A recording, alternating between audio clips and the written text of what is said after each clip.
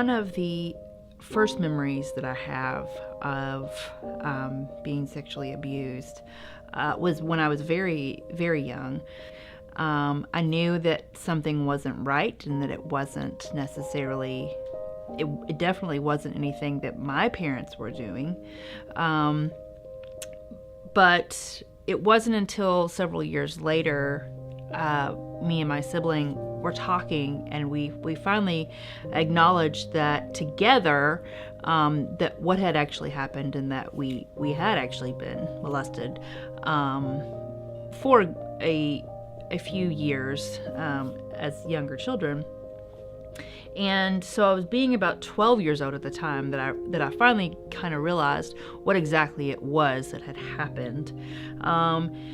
Not really knowing how to process that, just continued on. By that point, the perpetrator was out of our lives, so that wasn't an ongoing issue. But as I got into high school and started to try to have a, high school girlfriend-boyfriend relationship with the boy I had a crush on, I noticed that things were really hard for me. He tried to hold my hand one day, and it really freaked me out. And me and my sister have always had a very strong connection, and she was away at college at this point, and I called her and let her know this happened. He tried to hold my hand, and I just kind of fell apart. So she ended up coming home from college that weekend. I was out with some friends. She and my mom went to dinner, and she told my mom everything that had happened.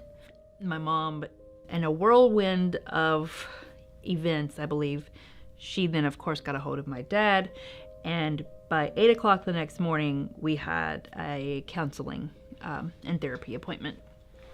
Being a mandated reporter, when we went to the therapist for this appointment, I didn't realize that by us going, and I don't know if my parents had not already reported it, but I learned that the therapist had reported. So then I was very angry. Looking back, obviously, I'm very happy and very thankful that my parents reacted the way that they did, by taking care of things immediately. But being 17 and not really understanding, and being very angry, and feeling like you just want to leave it alone, you don't want to talk to anybody, that was hard. And by no fault of my parents, they weren't really sure how to really approach that. So we went to therapy. Child Protective Services became involved, because even though my sister was outside of this statute of limitations, I was not. I was still under 18.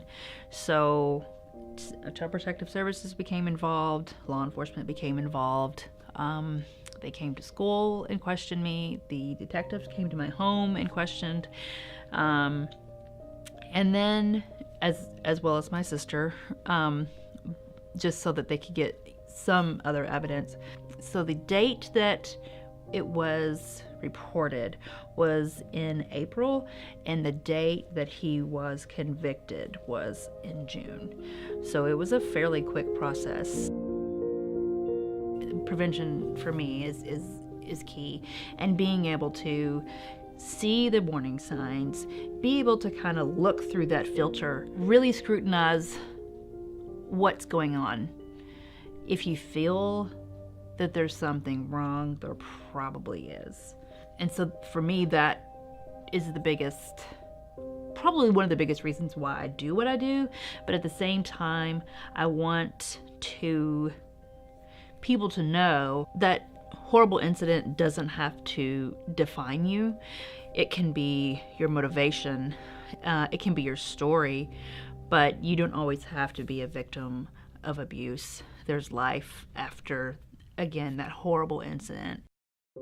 My name is David Jude. I recently retired from the Kentucky State Police, and I'm also a former board member of Prevent Child Abuse Kentucky.